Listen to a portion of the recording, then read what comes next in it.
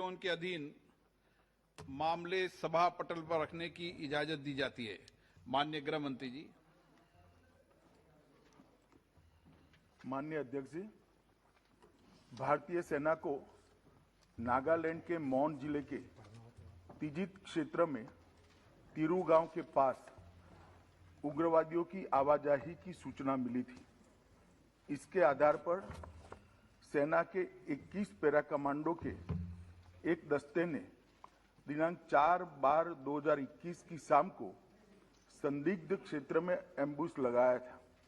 Ambush के दौरान एक वाहन एम्बुश के स्थान के समीप पहुंचा। उसे रुकने का इशारा और प्रयास किया गया।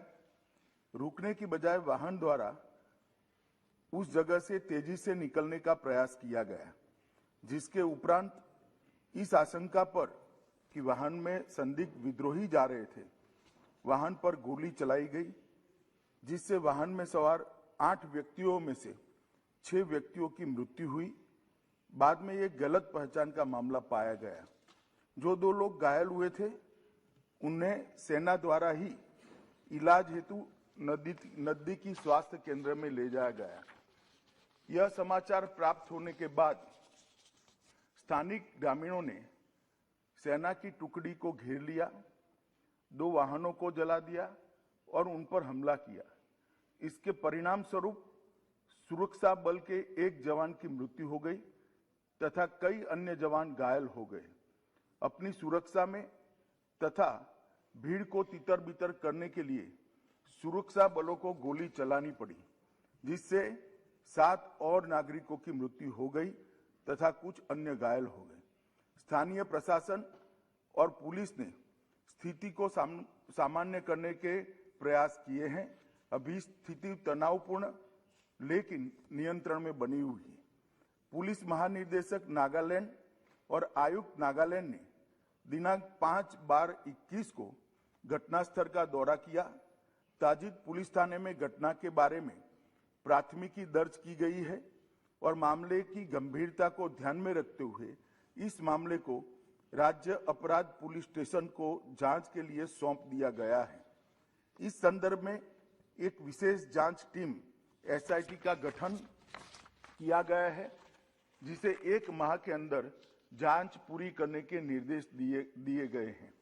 उपरोक्त घटना के पश्चात दिनांक 5/12/21 की शाम में लगभग 250 लोगों की उद्वेलित भीड़ ने मौन शहर में असम राइफल की कंपनी ऑपरेटिंग बेस पर तोड़फोड़ की।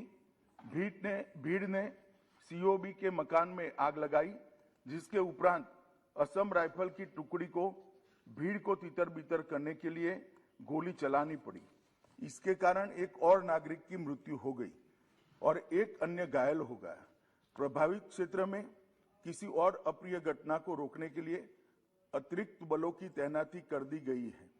सेना की 3 कोर मुख्यालय द्वारा एक प्रेस वक्तव्य जारी किया गया है, जिसमें निर्दोष नागरिकों की दुखद मृत्यु के घटनाक्रम पर अत्यधिक दुख सेना द्वारा व्यक्त किया गया है।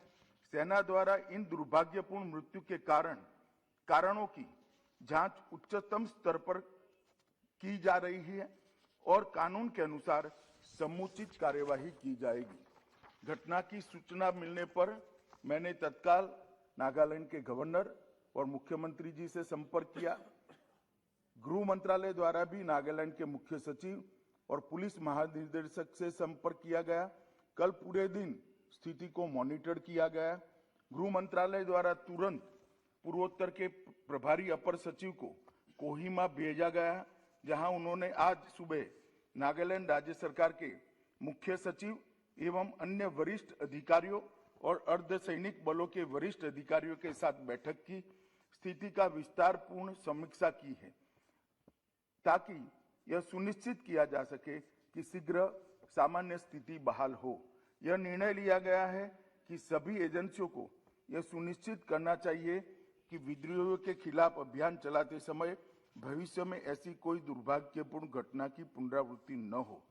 सरकार स्थिति पर सूक्ष्मता से नजर रख रही है और क्षेत्र में शांति और सौहार्द सुनिश्चित करने के लिए आवश्यकता अनुसार जरूरी उपाय भी किए जा रहे हैं।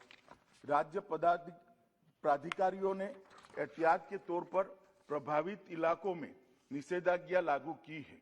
भारत सरकार नागालैंड में हुए इस दुर्भाग्यपूर्ण घटना पर अत्यंत खेद व्यक्त करती है और मृतकों के परिवारों के प्रति गहरी संवेदना व्यक्त करती है।